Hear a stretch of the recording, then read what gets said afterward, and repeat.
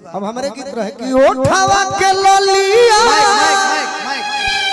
कनवा के बलिया ओखिया के ताहरा कजारा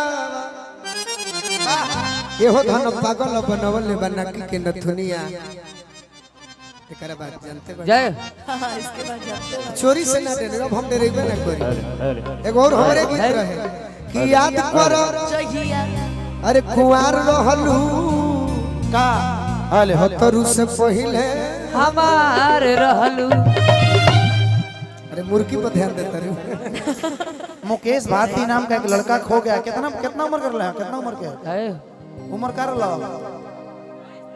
22-23 साल के। तो कहीं खोया नहीं है भैया, वो कहीं गया होगा। खोया दूसरा नहीं, जगह कहीं गइल बा मकई में लेढ़ा दी ने खोया नहीं है वो तो।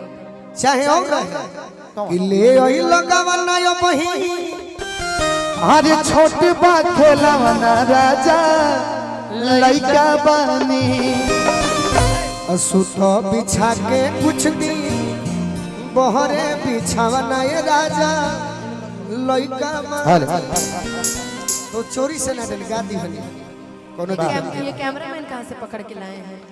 मैरवा से डीजे बिट्टू मैरवा कहो न मत हां अरे अभी तो 4 गो सिंगर बनी जो हमने के देखी है ने एगो एने नारदी विधा के बनी एगो सुनी ना उजाला जी की भी फरमाइश बा रोरो सिंगर मुकेश भैया की भी फरमाइश बा। तनी कौन गाना कितना 5:30 दिखाई दो रोरे आज का मुख्य कलाकार कौन सा गाना? हम गा रहे हैं पहले बताइए। दर्द भरा गीत की वो फरमाइश के लिए पहले दर्द भरा गीत। हां गोलू भैया के मिजाज से गीत बा। हाँ, मिजाजी आपका गीत है, बताइए कौन सा? मिजाजी बंदा अच्छा दिखाई सुर पर कम कंच रही बैजू वाले भैया कहने गए देगा माहुर बड़ा करम होई माहुर देवे को तो बिट्टू के दिया कार्ड पर ये फोटो नहीं कर नाम नहीं कर डालो। अब नहीं माहौर देंगे, जितना गीला शिकवा था सब दूर हो गया। दूर हो गया ना? अब माहौर, अब आपको माहौर देंगे, बोलिए आगे। दे दीजिए इनको को काट के फ्रिज में डालना तो सही है, लेकिन ये जो भी हुआ बहुत गलत हुआ। वो भेटा जी तो हम कहते दांते काट के मुआ दे बाप रे बाप, प्यार में ऐसा भी होता है बाप।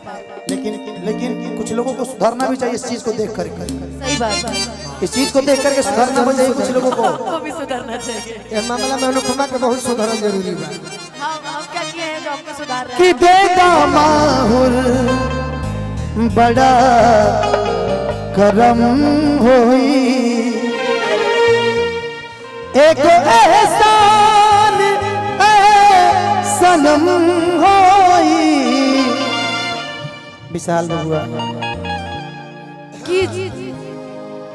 कि सारे शिकवे गिले भुला के कहो, एगो है जो भी कहना है मुस्कुरा के कहो, दिल न तोड़ोगे कसम खा।